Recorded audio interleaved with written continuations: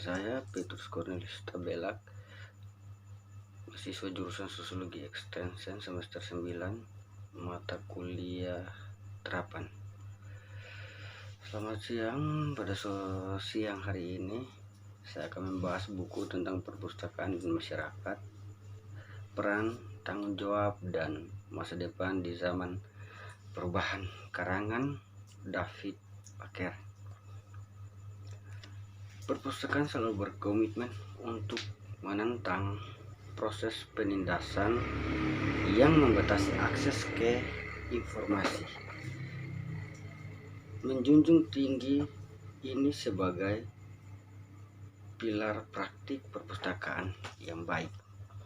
Buku ini membahas penegakan kebebasan untuk memastikan perubahan sosial yang positif di masa depan.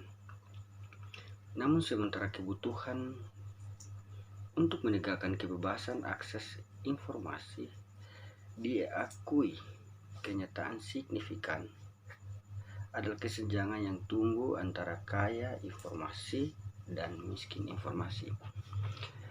Kesenjangan di era digital, ketika begitu banyak informasi tersedia daripada sebelumnya, tetapi begitu banyak yang kehilangan bahkan akses paling dasar ke sumber daya sederhana atau tingkat rendah. Kesenjangan ini tidak diidentik dengan kesenjangan antara negara maju dan negara berkembang.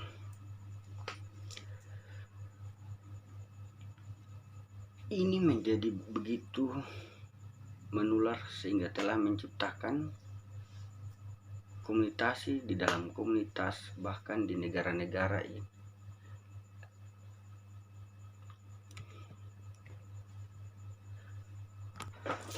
Dalam konteks ini, salah satu tantangan utama yang dihadapi adalah kesenjangan digital.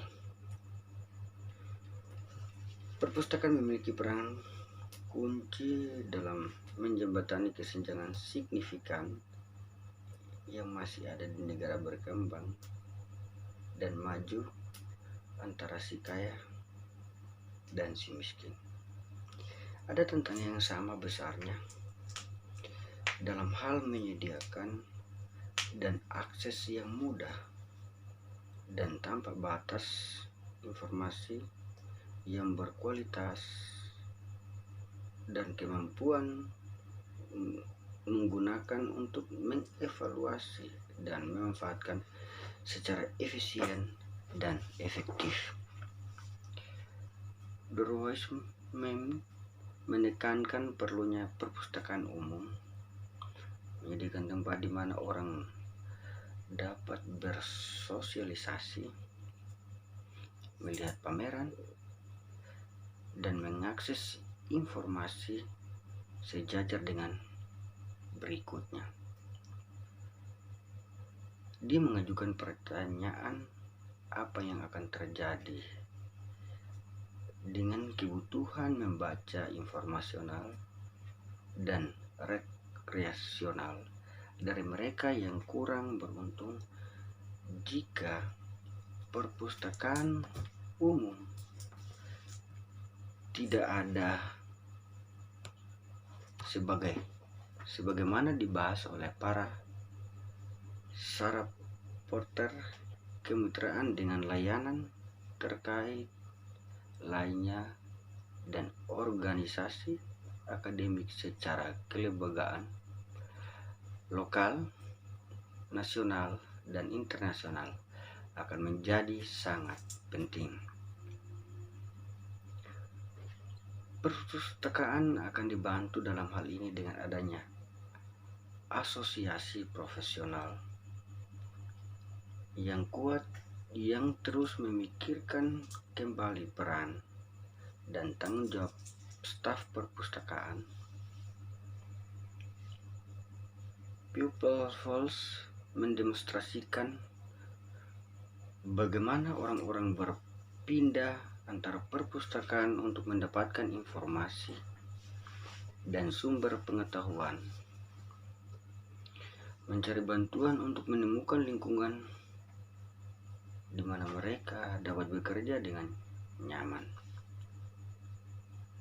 Yang juga diindikasikan adalah bahwa waktunya sudah dekat ketika informasi dan pengetahuan akan mengalir ke orang-orang. Dalam konteks itu,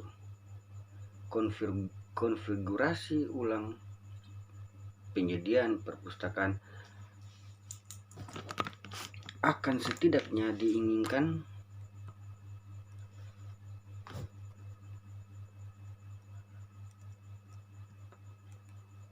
komite perpustakaan terkadang dengan keterlibatan aktif para pustakawan berusaha menjadikan perpustakaan umum sebagai cermin dari masyarakat yang ingin mereka lihat. Dengan kata lain, perpustakaan menjadi alat rekayasa sosial di tangan kelompok-kelompok yang memiliki agenda politik, sosial, atau moral masing-masing. Badan profesional yang mewakili perpustakaan biasanya memprotes serta menyerangkan semacam itu dan memiliki kode praktik dan kode etik serta saran praktis yang mencoba menangani masalah tersebut. Mengenali batasan kebebasan adalah bagian dari harga yang dibayar perpustakawan dan pengguna perpustakaan untuk barang gratis. Pada satu tingkat, kita dapat membangun sebuah argumen seputar keseimbangan antara hak untuk mengetahui dan hak untuk menyembunyikan di tepi luar perpustakaan atau museum. Rektor publik adalah pemilik sah dari benda-benda yang berada dalam pengawasan. Tetapi kepemilikan ini sebenarnya lebih mirip dengan perwakilan atas nama bangsa dan umumnya. Inilah perbedaan besar antara kepemilikan publik dan pribadi atas aset warisan dan tercermin dengan jelas dalam praktiknya. Pemilik pribadi sebuah rumah Cotswold 4 misalnya benar-benar bebas untuk memutuskan apakah akan menerima seseorang atau tidak ke rumah itu, dan jika demikian dalam keadaan dan kondisi apa. Sebuah perpustakaan dapat memenuhi setidaknya sebagian dari kewajiban kepada pemilik kolektif dari isinya dengan menampilkan perpustakaan umum adalah institusi yang pada dasarnya demokratis. Mereka terbuka untuk semua warga negara dan hanya dalam keadaan yang terdefinisi dengan baik dan khusus. Perbedaan dibuat antara satu kelompok pengguna dan kelompok lainnya. Perbedaan tersebut bagaimanapun adalah penting dan perlu dipertimbangkan dengan hati-hati. Pertama, dalam hal biaya, dan kedua adalah hal akses ke akses informasi. Ini dilihat sebagai prinsip dasar perpustakaan umum, bahwa mereka gratis pada titik penggunaan, tetapi persepsi ini perlu dicabut sedikit lebih detail.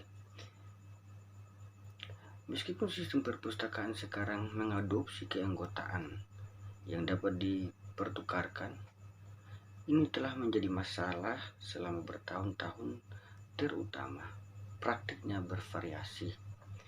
Tetapi di beberapa perpustakaan terutama di pusat kota besar di mana permintaan untuk layanan tersebut paling tinggi. Terdapat sistem penagihan yang berbeda yang biasanya berarti bahwa pengguna bisnis dan perusahaan membayar lebih dari individu. Perpustakaan umum perkotaan telah lama menyediakan layanan untuk klien bisnis mereka. Tetapi ini secara tradisional terdiri dari stok, bahan referensi khusus, dan staf dengan pengetahuan dan keahlian untuk memberikan saran yang sesuai kepada pengguna bisnis. Pertumbuhan pesat pelayanan informasi online pada tahun 80-an, sebelum akses internet menjadi universal di dunia bisnis, secara kesenjangan diperburuk di era digital. Ketika begitu banyak informasi tersedia daripada sebelumnya, tetapi begitu banyak yang kehilangan bahkan akses paling besar ke sumber daya sederhana atau tingkat rendah. Kesenjangan ini tidak identik dengan kesenjangan antara negara maju dan negara berkembang. Ia telah menjadi begitu menular sehingga telah menciptakan komunikasi di dalam komunikasi bahkan di negara maju. Ada pemeriksaan dalam buku ini tentang konsep miskin informasi, tentang bagaimana cara di mana mereka dapat muncul dan alasan keberadaan mereka itu mempertimbangkan sejarah, posisi saat ini, dan kemungkinan skenario masa depan berkaitan dengan mengimbangi informasi dan mempertimbangkan bagaimana perpustakaan dapat menjembatani kesenjangan antara kaya dan tidak punya. Di tengah-tengah kesenjangan antara kaya informasi dan miskin informasi, lahirlah kesenjangan baru, kesenjangan generasi, karena layanan perpustakaan tradisional semakin kurang populer di kalangan anak muda. Kesenjangan generasi ini tumbuh seiring dengan peningkatan penggunaan internet. Konsep, prinsip, dan implementasi literasi informasi menjadi semakin kritis di era melimpahnya informasi, dan terutama informasi yang berpotensi menimbulkan dampak sosial yang negatif. Perpustakawan memiliki peranan penting untuk membentuk masyarakat masa depan. Demikian penyampaian singkat dari saya. Sekian dan terima kasih.